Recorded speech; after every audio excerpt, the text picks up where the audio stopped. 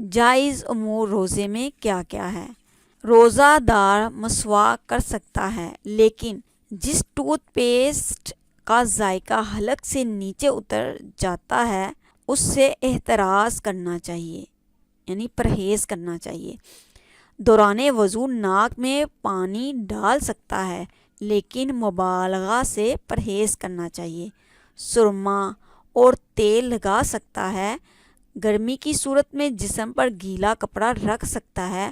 اکثر کے نزدیک مریض کے لیے انجیکشن کا جواز ہے، لیکن جو چیز تجھے شبے میں ڈالے اسے چھوڑ کر بے شبہ عمل کو اپناؤ، اور اس میں طاقت کا انجیکشن جو ہے وہ بالکل نہیں لگنا چاہیے، اور اگر درد وغیرہ شدید ہے تو اس پر رخصت ہے، پر اس پر بھی آپ پرہیز کریں تو زیادہ بہتر ہے۔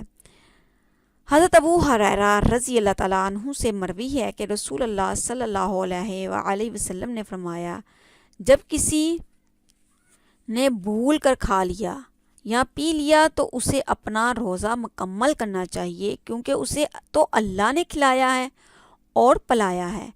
ہنڈیا وغیرہ کا نمک یا مرچ چکھے جا سکتے ہیں اگر آپ کی ساس بہت سخت ہے، خاوند بہت سخت ہے۔ خواتین کو تو اتنا اندازہ ہو جاتا ہے کہ اس میں نمک اتنا ڈلے یا اتنی مرچیں ڈلیں گی، اگر پھر بھی سختی ہے گھر میں تو چکھا جا سکتا ہے۔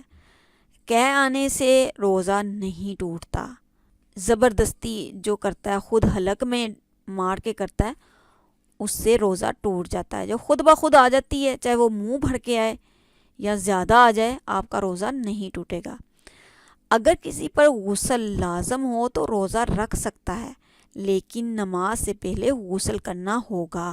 کسی کے قسم دینے پر، کسی کی دعوت پر، مہمان کے تقاضے پر یا کسی دیگر علت سے نفلی روزہ توڑا جا سکتا ہے۔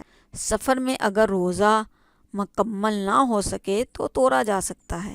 یہ ساری بہنیں میری بات توجہ سے سن لیں، یہ ساری احادیث صحیح بخاری میں آئی ہیں، جلد نمبر 4۔ جزاک اللہ خیرہ۔